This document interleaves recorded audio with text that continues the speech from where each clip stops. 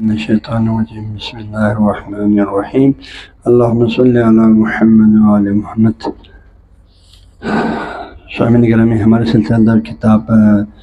الاعتقادیہ میں سے قدم اور حدوث کی بحث چل رہا ہے، اور اسی سلسلے میں جو ہے یہ درس نمبر 35 ہے۔ اس میں فرماتے ہیں ساتھیوں کے سے پہلے ایک عالم اسلام کے اندر ایک نظریہ ہے قرآن پاک کے بارے میں، آیا قرآن قدیم ہے یا حادث ہے؟ یعنی ہر لحاظ سے قدیم ہے یا ہر لحاظ سے حدیث ہے، یا ایک لحاظ سے حدیث بھی ہے قدیم بھی ہے، ایک لحاظ سے حدیث ہے ایک لحاظ سے قدیم ہے۔ یہ تین نظریات سامنے آئے۔ عمومی طور پر عالم اسلام کے جو ہے کل مسلمان فرقہ جو ہے قرآن کو زیادہ اہل سنت جو ہے قدیم سمجھتے ہیں، چونکہ قرآن اللہ تعالیٰ کے علم کا حصہ ہے، اللہ کے صفات میں اس کے علم کا حصہ ہے۔ علم الہی میں قرآن ازل سے ہے، لہذا علم الہی کا حصہ ہے، اس لحاظ قرآن قدیم ہے۔ دوسرے وہ لوگ فرماتے ہیں جو قرآن حادث ہے، چونکہ قرآن پاک میں بھی کہا قرآن کی جو بھی نئی آیات نازل ہوتے ہیں، سورہ انبیاء کے آیت نمبر 2 کے حوالے سے جو بھی آیت نازل ہوتے ہیں، ذکر محدث ان کا لفظ آیا تو لحاظ سے حادث یعنی بعد میں نازل ہوا ہے۔ ایک بات قرآن پڑھا، یعنی ہمارے پیارے نبی سے پہلے یہ قرآن دنیا میں لوگوں کے ہاتھوں میں نہیں تھا، پڑھا نہیں جا رہا تھا، لکھا نہیں جا رہا تھا۔ حتی رسول اللہ صلی اللہ علیہ وسلم کے 40 سال سابقہ جو نبوت کے اعلان سے پہلے جو 40 سال کا عرصہ ہے، اس میں بھی قرآن جو ہے لوگوں کے ہاتھوں میں نہیں تھا۔ تو آپ کی نبوت کا سلسلہ اعلان ہونے کے ساتھ ساتھ اب قرآن آپ پر 40 سال کے عرصے میں نازل ہوا، اس کے بعد جو ہے پڑھا جانے لگا، لکھا جانے لگا، تو اس لیے قرآن کو حادث کہا جاتا ہے۔ تو جو لوگ حادث کہتے ہیں اس زاویے سے، جو لوگ قدیم کہتے ہیں اس زاویے سے۔ تو جو لوگ کہتے ہیں حادث ہے بس ہر لحاظ سے حادث ہے، قدیم ہے ہر لحاظ سے قدیم ہے، شاید اس نظریے کو قبول نہیں کرتے۔ آپ فرماتے ہیں قرآن جو ہے ایک ایسی عظیم کتاب ہے جو ہے جس کے ظاہری صفات بھی ہیں، باطنی بھی صفات بھی ہیں۔ ظاہری صفات یہی کہ ایک خاص زمانے سے پڑھا جانے لگا، لکھا جانے لگا، سنا جانے لگا، یہ اس کی ظاہری صورت ہے۔ باطنی صورت یہ ہے کہ بھائی جو اللہ تعالیٰ کے علم الہی کا ایسا ہے، لہذا جو ہے قرآن علم الہی کا ایسا ہونے کے لحاظ سے اس کو قدیم کہا جائے گا، اور صفات میں ہونے کی وجہ سے، اور ایک مخصوص زمانے سے لکھا جانے لگا، پڑھا جانے لگا، اس سے پہلے انسانوں کے ہاتھوں میں نہیں تھا، اس زاویے سے قرآن کو حادث کہا جائے گا۔ لہذا قرآن ایک لحاظ سے حادث ہے، ایک لحاظ سے قدیم ہے، دونوں صفات سے قرآن متصف ہے۔ لہذا جو لوگ جو ہے قرآن کو ہر لحاظ سے حادث کہتے ہیں، ہر لحاظ سے قدیم کہتے ہیں، جو لوگ قدیم کہتے ہیں وہ کہتے ہیں صرف قدیم ہے، حادث بالکل نہیں ہے۔ جو لوگ حادث کہتے ہیں قدیم بالکل نہیں ہے، اس نظریے کے جو حامل لوگ ہیں شاذ فرماتے ہیں یہ نظریہ درست نہیں ہے، یہ نظریہ جو ہے باطل ہے۔ اللہ فرماتے ہیں جن لوگوں کو جو ہے علوم عقلیات میں ان چیزوں میں زیادہ مہارت نہیں ہے، ان کو ان علوم میں داخلے نہیں ہونا چاہیے۔ ان کو چاہیے وہ بس کلمہ شہادتین کا اقرار کریں اور نماز قائم کریں، روزہ رکھیں، حج کریں گنجائش ہے تو، اور زکوٰۃ دے دیں، بس اسلام کی فروعی احکامات کو جان کر اس پر عمل کریں۔ اس قسم کے پیچیدہ علمی مسائل میں نہ گھسیں تاکہ کہیں زندگی بے دین نہ ہو جائے۔ تو شاذ کو جو ہے اس عبارات سے مربوط ہے کہ وہ اگر کوئی قرآن کو حادث کا قدیم کا نعوذ باللہ وہ کافر مرتد لہٰذا وہ کلمہ پڑھیں، یہ مراد نہیں ہے، بلکہ ان کو جو ہے ان باتوں میں مطلع نہیں ہونا چاہیے۔ انہیں ایک سیدھا سادہ مسلمان کی حیثیت ہے، جو مطالب ان کے فہم ذہن میں صحیح طریقے سے آ سکتے ہیں ان کو جان کر اس پر عمل کریں، ایک مسلمان کی حیثیت سے زندگی گزاریں، ان علمی پیچیدگیوں میں داخل نہ ہو جائیں، کیونکہ اگر آپ اس میں داخل ہو جائیں گے آپ اس کے خلاف واقع عقائد جو ہے آپ کے ذہن میں آنے کی وجہ سے، آپ اس کے معتقد ہونے کی وجہ سے آپ بے دین ہونے کا خدشہ ہے، زندگی ہو جائے گا۔ لہذا جو ہے وہ لوگ جو اپنے اندر یہ اہلیت نہیں دیکھتے ہیں علمی طور پر کہ وہ ان چیزوں میں تجزیہ تحلیل کر سکیں اور دقیق بحث مباحثہ کر سکیں، ان کو ان بحثوں میں نہیں گھسنا چاہیے۔ آپ یہ نصیحت بھی فرما رہے ہیں، تو فرما رہے ہیں آپ نے عالم جان لو ان من بے شک جو شخص کفر جو کافر قرار دیتے القائل اس شخص کو جو قائل ہے، یہ قدم ہی قرآن پاک کے قائل ہونے کا۔ اگر کوئی شخص ان لوگوں کو جو قرآن کے قائل ہونے کا قدیم ہونے کا نظریہ رکھتے ہیں، اور ان کا نظریہ سے یہ ہے کہ بھائی قرآن بس قدیم ہے، کوئی حادث بالکل نہیں ہے، صرف قدیم ہے، ان لوگوں کا کوئی شخص کافر قرار دیں۔ اسی طرح ومن کفر جو شخص کافر قرار دے القائل بحدوث ہی، وہ لوگ جو قرآن کے حادث ہونے کا قائل ہے، قدیم ہونے کا نظریہ نہیں رکھتے ہیں، ان کو کافر قرار دیتے۔ آپ فرماتے ہیں یہ دونوں گروہ فقلاہم، یہ گروہ جاہلانی، یہ دونوں گروہ حقیقت سے بے خبر لوگ ہیں۔ جاہل یعنی حقیقت سے، اس موضوع میں حقیقت سے بے خبر لوگ ہیں۔ وجہلہما، ان دونوں کی یہ جہالت جو ہے مرکب، اور ان دونوں کی یہ جہالت جہل مرکب ہے۔ جہل مرکب کس کہتے ہیں؟ جہل بسیط ایک جہل مرکب، جہل کے دو قسم۔ جہل بسیط یعنی آپ کو ایک چیز نہیں آتا ہے،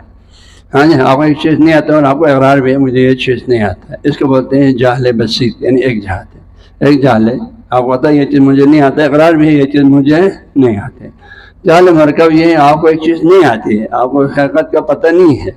لیکن آپ کو اپنی جگہ پر بڑا یقین ہے بھئی یہ چیز ایسا ہے یہی، اور اس کے علاوہ کچھ بھی نہیں ہے، تو یہاں پر اس لیے اس کو جہل مرکب کہا ہے۔ اولاً تو آپ کو اس چیز کا علم نہیں ہے، دوسرا آپ کو اس کے علم نہ ہونے کا بھی علم نہیں ہے، الٹا آپ کا سوچیے کہ مجھے زبردست علم ہے، میں اس چیز کو فل 100% جانتا ہوں، جبکہ آپ کچھ بھی نہیں جانتے اس چیز، اس لیے اس کو جہل مرکب سے تعبیر کیا۔ یہاں آپ نے توضیح حضرت نجم الدین ثاقب نے جو ہے یہاں اس جہل کی تعریف کیا، جہل مرکب کہتے ہیں مرکب آنس کیا عبارت از اعتقاد جازم غیر مطابق واقع، پکا اعتقاد، ہاں جی، آپ کو یہ یوں سمجھا اپنی جگہ پر یقین کے ساتھ اعتقاد ہے کہ ایک چیز جو واقعے کے مطابق نہیں ہے اس کا واقعے کے مطابق سمجھنے پہ یقین ہے، یعنی ایک چیز جو طرح وہ سوچ رہے ہیں اس طرح بالکل نہیں ہے، لیکن وہ خیال کریں یہ بالکل ایسا، جیسے یہود نصارہ ایسا اللہ کا بیٹا نہیں ہے، یہود عیسائی کا عقیدہ ہے، کیا ہے ان کا اپنی جگہ پر یقین ہے ایسا اللہ کا بیٹا ہے، ہاں جی، تو اس طرح ایک اعتقاد ہے جو غیر مطابق واقع ہیں، اس وجہ سے اس کو، ہاں جی، اور ساتھ ہی وہ مرکب ازان جہد بولتے ہیں، مرکب اس لیے کہا ہے کہ از دو اعتقاد ہیں، دو اعتقاد سے مرکب ہے، یا کہ ان کے ان اعتقاد واقع منات عیسیٰ علیہ السلام کیا ہے اللہ کا بیٹا ہے، وہ اس عقیدے کو واقعے کے مطابق سمجھتے ہیں، اس میں وہ خطا کریں یہ ایک جہل ہے۔ دوسروں میں ان کے غیر ایمان بس اللہ کا بیٹا ہے اور کچھ نہیں ہے، مثلا یوں سوچیں تو یہ دوسرا جہل ہے۔ اس طرح کے آدمی بس قدیم ہے، ہاں جی، یعنی صرف قدیم ہے، صرف قدیم ہے، اس کے علاوہ اور کچھ نہیں ہے۔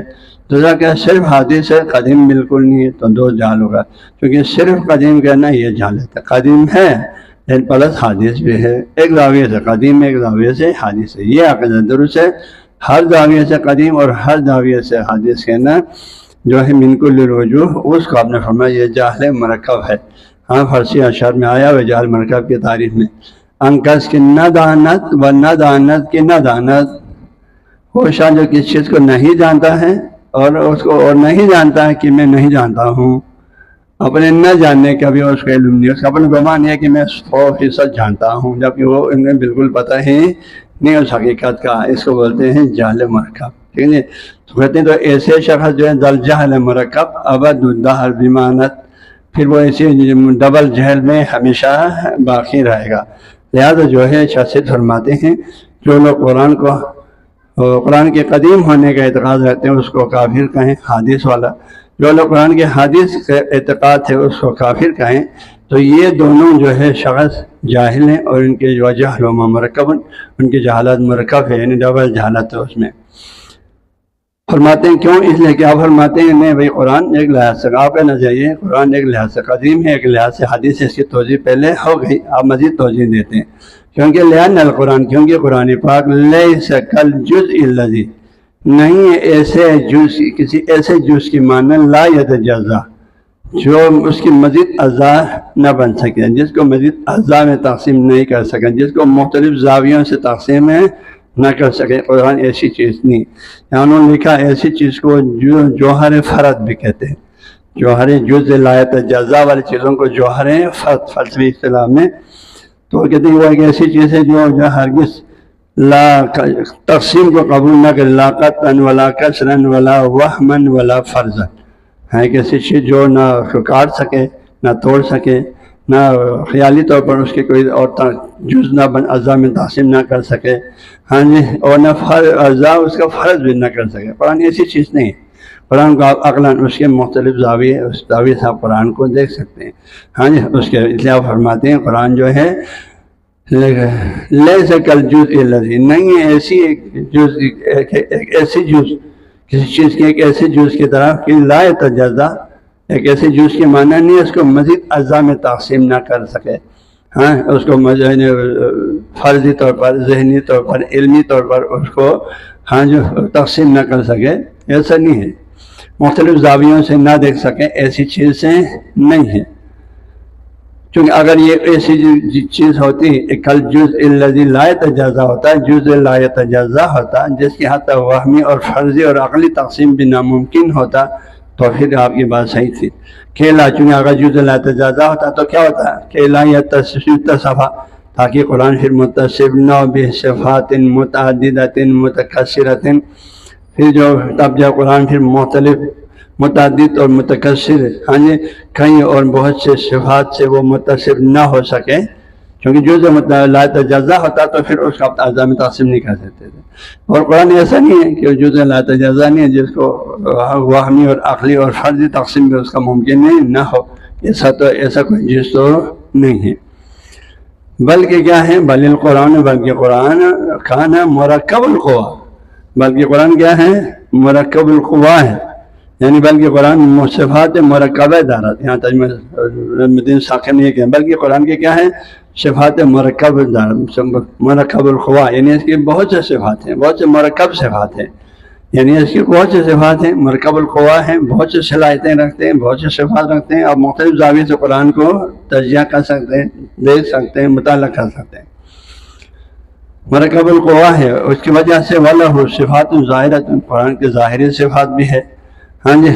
اور صفات باطنۃ، اس کی باطنی صفات بھی ہے، قرآن کی ظاہری صفات بھی ہے، باطنی صفات بھی ہے۔ ظاہری صفات کیا؟ ان قرآن کے الفاظ و معنی کا معجزہ ہونا ظاہری صفات ہے، عربی زبان میں ہونا ظاہری صفات ہے، فصاحت و بلاغت کے عروج پر ہونا ظاہری صفات ہے۔ اس کے اندر جو معنی کے اعتبار سے کیا، جیسا ائمہ سے روایت ہے، قرآن بعض حدیث میں ہے قرآن کے 7 بطون ہیں، 7 یعنی معنی کے اسٹیپ ہیں، بعد میں آتا ہے 70 بطون ہے، بعض حدیث میں آتا ہے 70,000 بطون ہے، یعنی ہر شخص کو معنوی طور پر اللہ سے جتنا قریب ہوگا اس کے دل میں جلا اور صفا پائے گا، ہاں جی، تجلت و قرآنی جو تجلیات ہے، قرآنی معنی کے حقائق اس کے دل پہ لکھا ہوگا، وہ قرآن کو بہتر سمجھ سکتے ہیں جتنا اس کے اندر روحانیت آ جائے گا۔ تو یہ نہیں سب کا سمجھ ایک ہدی للمتقین سے آپ ایک معنی سمجھے گا کہ اللہ کا ولی اس کا کوئی اور معنی سمجھے گا، ذالک الکتاب لا ریب فیہ آپ اسے ایک سچی معنی سمجھیں گے، لیکن ایک عالم ربانی اس سے اور معنی سمجھے گا، ہاں امام معصوم کا اس سے بھی زیادہ جو لطیف معنی سمجھے گا، پیغمبر صلی اللہ علیہ وسلم اس کو ہر زاویے سے اس کے تمام مراتب معنی کے سمجھیں گے۔ تو لہٰذا آپ فرماتے ہیں کہ قرآن کیا ہے؟ مرکب القوا ہے، بہت سے صفات سے مرکب ہے، والا صفات ظاہرۃ، اس کے ظاہری صفات بھی ہے، و صفات باطنۃ، اس کے باطنی اندرونی صفات بھی ہے، ومن کل صفت، اور ظاہری باطنی ہر صفت کے لحاظ سے جو قرآن پاک کو حاصل ہے، لہو وجہ آخر، اس کے ہر ایک الگ زاویہ ہے، الگ ایک روح ہے۔ ظاہری صفات کے لحاظ سے قرآن کی کچھ اور آپ اس کے کچھ اور نام سے پکار سکتے ہیں، قرآن کی باطنی جو صفات کے لحاظ سے آپ اس کو کچھ اور نام سے پکار سکتے ہیں، کوئی اور صفت اس کو دے سکتے ہیں، تو یہی ہے۔ لہٰذا اس کے کچھ اور زاویے سے اللہ کے علم الہی ہونے کے لحاظ سے آپ اس کو قدیم کہہ سکتے ہیں، ہاں ابھی پڑھا جا رہا ہے، ایک خاص زمانے سے لکھا جا رہا ہے، سنا جا رہا ہے، تو اس لحاظ سے اس کو حدیث کہہ سکتے ہیں، کیونکہ صفات ظاہری بھی ہے، باطنی بھی ہے، علم الہی ہے، باطنی ہے، ظاہری اور مخصوص زمانے سے پڑھا جانا ہے، لکھا جانا ہے، ظاہری ہے۔ تو ومن کل صفات، اور ہر صفات کے لیے لہو، اس قرآن کو وجہ ہر صفات کے لحاظ سے ایک الگ زاویہ ہے، ایک الگ رخ ہے، اور جو رخ پہ آپ اس کو مختلف نام دے سکتے ہیں، جیسا ابھی میں نے آپ کو بیان کیا اور شاہ سے نے بیان فرمایا۔ لہٰذا آپ دوبارہ دہراتے ہیں، فالذال کسی وجہ سے کانا قدیماً، قرآن پاک قدیم ہے، من وجہ ایک لحاظ سے، وہ شیء آپ کو پہلے بتایا اللہ تعالیٰ کے علم کا حصہ ہے، ازل سے اللہ علم الہی صفات ذاتی میں سے ہے، اللہ کی تمام صفات اللہ کے صفات ذاتی ہیں، جب سے اللہ ہے، علیم ہے، سمیع و بصیر ہے، قرآن اللہ کے علم کا حصہ، لہذا اللہ کو ازل سے قرآن کا اللہ کے علم میں ہے، اس لحاظ سے قرآن قدیم ہے۔ تو فلذال کانا قدیماً من وجہ، اللہ کے علم ہونے کے زاویے سے، اس لحاظ سے، اور محدث من وجہ آخر، دوسرے زاویے سے، حادث ہے، محدث ہے، کیونکہ ایک خاص زمانے سے نازل ہوا، پیغمبر پہ نازل ہونے سے پہلے سابق انبیاء پہ نازل نہیں ہوا، تو ایک زمانہ قرآن ہمارے درمیان میں نہیں تھا، تو لہٰذا یہ مسبوق العظم ہے، ایک خاص زمانے سے پڑھا جانے لکھا جانے پر قرآن کے اندر لفظ محدث 2 دفعہ آیا ہے قرآن کی صفت میں،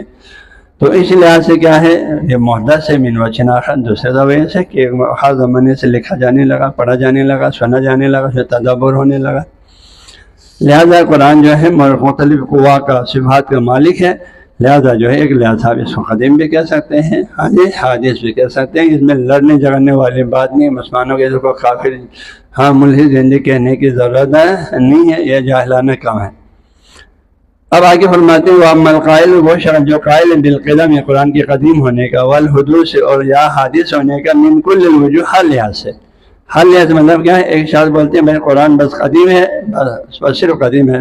حادث بالکل نہیں ہے، اس کا مطلب یہ۔ دوسرا بولتے ہیں حادث ہے، قدیم بالکل نہیں ہے، من کل الوجوہ سمجھ ہے، یعنی صرف حادث ہونے کا عقیدہ رکھتے ہیں، قدیم ہونے کو بھائی علم سمجھو گمراہی سمجھتے ہیں، یا حادث ہونے کا اعتقاد ہے، قدیم ہونے کو گمراہی سمجھتے ہیں۔ اس چیز کو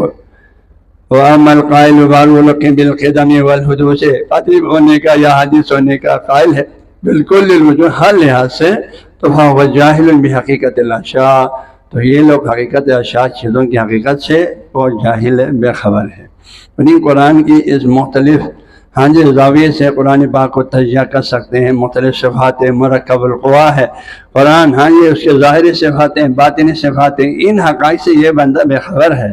بے خبر ہونے کی وجہ سے پھر قرآن کو مختلف زاویے سے اس کے پاس علم ہی نہیں ہے، علم نہ ہونے مختلف زاویے سے اس کو مطالعہ نہیں کر سکتے، مطالعہ نہ کرنے کی وجہ سے جو ایک دوسرے کو خواہ کافر ملحد زندگی کہتے ہیں۔ لہذا آپ فرماتے ہیں جو ہر لحاظ سے یہ باتیں کرتے ہیں خواہ جاہل بحقیقت الاشیاء، و اشیاء کی یعنی خاص حقیقت اشیاء سے وہ غافل ہے، بے خبر ہے۔ لہذا ایسے شخص کو ان موضوعات میں نہیں گھسنا چاہیے، قسم کے علمی بحثوں میں اس کو دخل انداز نہیں کرنا چاہیے، بلکہ اس کو کیا کرنا چاہیے بھئی اس کو ایک سادہ مسلمان بن کے رہیں، اس کو چاہیے ایک سادہ مسلمان بن کے رہیں، اسلام کی بنیادی تعلیمات کو سیکھیں، بس اس کو جان کر اس پر عمل کریں اور ایک سادہ مسلمان بن کے رہیں۔ اس کو ان علمی بحثوں سے کوئی سرکار نہیں ہونی چاہیے۔ اگر آخر بھی جہل علم نہ ہونے کے باوجود ان علمی موضوعات میں وہ گھسنے لگیں گے، حقیقت تک نہیں پہنچیں گے، نہ پہنچنے کی وجہ سے الٹا جو ہے خود کو زندگی ہو جائے گا، کبھی بے دین ہو جائے گا۔ اس لیے حالانکہ تو ایسے لوگوں کو چاہیے کہ یقولا کہ وہ کہیں اشہد ان لا الہ الا اللہ، میں گواہی دیتا اللہ کے سوا کوئی معبود نہیں، واشہد ان محمد رسول اللہ، اور میں گواہی دیتا ہوں محمد صلی اللہ علیہ وسلم کا، محمد صلی اللہ علیہ وسلم کا رسول، یعنی کلمہ شہادت میں اقرار کرے، ویقیم الصلاۃ، پورے دن میں سے نماز قائم کرے، اور یصوم رمضان، اور روزہ رکھتے رہیں، یزکی مالہ، مال کے زکوٰۃ دیتے رہیں، ان کان ذا مال، اگر وہ صاحب مال ہے تو، وَيَحُجَّ الْبَيْتَ، اور اللہ کے بیت کے حج کریں، ان استطاع الیہ سبیلا، اگر تک کعبہ جانے کے اس کے اندر استطاعت ہے، شرائط ہے، راستہ پورا مننے، خرچہ پورا ہے، حج کے ذمہ دار بھی بچوں کے خرچہ، یہ سب جو فقہ میں تفصیل سے ہے، اور تو استطاعت ہے، تو اس بندے کو بھائی اس طرح ایک سادہ مسلمان بن کے رہنا چاہیے، اس کو ان علمی موضوعات میں مداخلت نہیں کرنا چاہیے، ان میں بلا علم جو ہے بحث مباحثہ نہیں کرنا چاہیے، کیونکہ اس لیے جو ہے آپ کو جس سے کہ صحیح علم نہیں ہے اور آپ ان چیزوں میں بحث کریں گے تو آپ جو کسی حقیقت تک پہنچنے کی وجہ الٹا راستے سے ہٹ جائے گا، زندگی ہو جائے گا، اور اس کو اس طرح سادہ مسلمان بن کے رہنا چاہیے۔ شاست کا جنیت سے عبارت سے ایسے شخص کو چاہیے کہ وہ کلمہ شہادت کے رہنما، روزہ، یہ چیزیں جو یہ عبارت جو نے لا، اس کا مطلب یہ نہیں ہے جو لوگ قرآن کے حدیث یا قادم ہونے کے قائل ہے ان کو نعوذ باللہ آپ کافر کہتا ہو، ان کو زندگی ملحد کرتا، یہ مراد نہیں ہے آپ کا۔ آپ کو ان کو نصیحت یہ ہے، آپ کا ایسے لوگوں کو نصیحت یہ ہے کہ وہ ایک سادہ مسلمان بن کے رہو، کلمہ توبہ زبان، کلمہ شہادت زبان پر اقرار کرو، نماز پڑھو، روزہ رکھو، حج کرو، زکوٰۃ دے دو، اور ایک سادہ مسلمان کی حیثیت سے زندگی گزارو،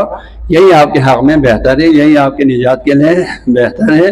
آپ ان علمی بحثوں میں گھسیں گے، حقیقت کا آپ کا علم نہیں ہے تو بلا وجہ دوسروں کو بھی مشکل میں ڈالے گا، خود کو بھی مشکل میں ڈالے گا، خواہ فرقوں میں اختلاف ہو جائے گا، مسلمان آپس میں لڑ پڑیں گے، جھگڑے ہوں گے، فتنے ہوں گے، تو اس طریقے سے جو ہے مشکلات بن سکتا ہے، زندگی ہو سکتا ہے، مومن بننا مشکل ہو جاتا ہے۔ اور کہا ولا یتعارض، متعارض نہ ہو جائیں، نہ کوئی مسائل اصولیت، یعنی اصول اعتقادی، اصولیت الکلامی، علم کلام اور علم اصول عقائد کے مسائل میں، پیچیدہ علمی اتحادی مسائل میں عقلی، ان میں نہ گھسیں، متعارض نہ ہو جائیں، علم دخل انداز نہ کریں۔ مسائل الاصولیتی، اصولی میں نے اعتقادی، بنیادی اعتقادی، علم کلام سے متعلق، علم کلام سے مراد ہے علم کلام وہ علم جو عقائد سے بحث کرتے ہیں، قرآن سے، حدیث سے، عقل کی روشنی میں عقائد کے بارے میں بحث گفتگو کرنے والی علم کو علم کلام کہا جاتا ہے۔ تو متعارض نہ ہو جائیں للمسائل الاصولیۃ الکلامیہ، علم کلام کے جو ہے علم کلام کے بنیادی عقائد سے متعلق مسائل میں وہ نہ گھسیں، اس سے متعارض نہ ہو جائیں، ان باتوں میں مداخلت نہ کریں، ان باتوں میں نہ گھسائیں، ان باتوں کو جو ہے نہ چھڑیں۔ کیوں؟ پھر جس کے بعد علم نہیں وہ ان مسائل میں گھسیں گے تو کیا ہو جائے گا؟ حتی لا یتزندق، تاکہ وہ زندگی نہ ہو جائے، بے دین نہ ہو جائے، ہے نا۔ حقیقت کے علم نہ ہونے سے وہ غلط سمجھ آتا ہے اور الٹا بے دین ہو جاتا ہے۔ کیوں بے دین کیوں ہوتا ہے؟ کیونکہ لأن من تکلم فیہا، کیونکہ جو بھی لوگ بات کریں گے، بات مباحثہ کریں گے، ہاں جی، گھسنے کی کوشش کریں گے، کن میں؟ مسائل اصولیہ کلامیہ میں، علم کلام کی پیچیدہ مسائل میں، وہ بھی بلا علم، علم کے بغیر۔ اس کو فلسفہ نہیں پڑھا، اس نے عرفان نہیں پڑھا، اس نے علم کلام نہیں پڑھا، ہاں جی، اس نے اعتقادی ان علم کلام کے مطالب کو، معارف کو، بلند معارف کو سمجھنے کے اس نے وہ مقدماتی علوم نہیں پڑھا ہے، تو بڑا ہی نہیں ہے، اس علوم میں گھسیں گے تو یقینی بات ہے مشکل میں پڑے گا۔ لأن من تکلم، جو شخص بات کریں گے فیہا، ان علوم، یعنی ان علوم میں بات مباحثے میں لگ جائیں گے، بلا علم، علم کے بغیر، تزندقہ، یہ زندیق ہو جائے گا، بے دین ہو جائے گا، حقیقت تک پہنچنے کی بجائے الٹا دین سے منحرف ہو جائے گا، اور پھر خود گمراہ ہو جائے گا، اور خدا نخواستہ پھر اس کی وجہ سے اور کتنے لوگوں کو گمراہ کریں گے، مشکلات میں ڈال دیں گے۔ لہذا جو جن کو یہ علم کلام کے ان پیچیدہ مسائل کو سمجھنے کے لیے جو مقدماتی علوم ہے، منطق ہے، فلسفہ ہے، علم کلام ہے، حدیث، ہاں تو ان پر قرآنی تفاسیر ہے، اصول حدیث ہے، ان میں اس کو عبور نہیں ہے تو ہم ان علوم میں نہ گھسیں تاکہ زندگی نہ ہو جائے۔ فی شانہ خاصتاً وما قال امیر المومنین علی امام المتقین اسد اللہ غالب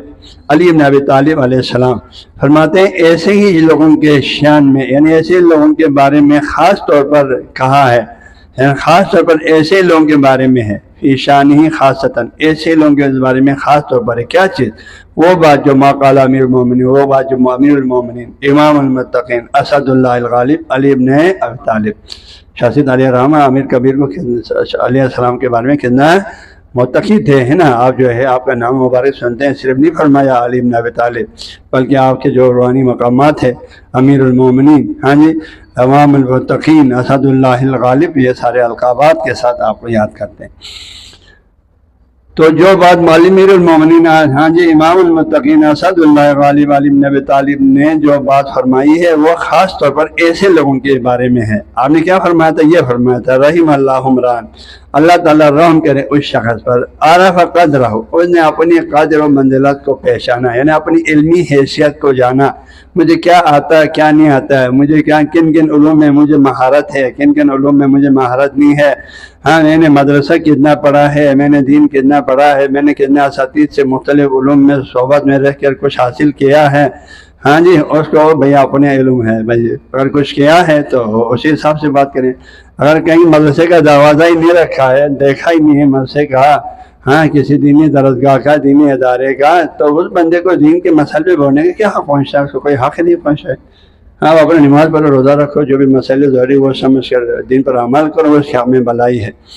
تو مولانا نے فرمایا رحم اللہ اللہ رحم کرے اس شخص پر، عرف قدر، جن نے اپنی قدر و منزلت کو جانا، یعنی اپنی علمی حیثیت کو جانا، جانے کے بعد ولم یتعدد طورہ، طور یعنی کہ اپنے حدود سے، ہاں جی، اور اپنے حدود سے وہ تجاوز نہیں کیا، یعنی کہ اپنے حد سے، یعنی لکھے حد خود، نجم الدین ساکن میں لکھا تو یعنی از حد خود، اپنے حد حدود سے تجاوز نہیں کیا۔ بھائی مجھے اس علم میں، مجھے علم کلام میں کوئی مہارت نہیں ہے، لہٰذا میں کلام کے موضوع پہ نہیں چھڑتا ہوں، مجھے اصول فقہ میں کوئی علم نہیں ہے، میں اس میں بحث نہیں کرتا ہوں، مجھے منطق میں کوئی علم نہیں ہے، میں اس میں بحث نہیں کرتا ہوں، یہ جاننا بہت ضروری ہے۔ لہٰذا آپ فرماتے ہیں اللہ اس شخص پر رحم کرے جس نے عرف قدرہ، اپنی قدر منزلت کو علمی زاویے سے جان لیا، ولم یتعدی، اور تجاوز نہیں کیا، طورہ اپنے حدود سے۔ ہاں علیہ السلام کا یہ کلام جو ہے اشارۃ اشارہ الی ما قلت لک، انہی باتوں کے جہاں جو میں نے تمہیں کہا ہے۔ کیا کہا؟ بولو جن کو مسائل پیچیدہ علوم میں، علم کلام کے اصولی اعتقادی امور میں علم نہیں ہے، وہ ان بحثوں میں نہ گھسے، ان بحثوں میں نہ چھڑیں گے تو زندگی ہونے کا خدشہ زیادہ ہے ہدایت یافتہ ہونے کی بجائے۔ تو یہ بات الحمدللہ کلیئر ہو گئی۔ اللہ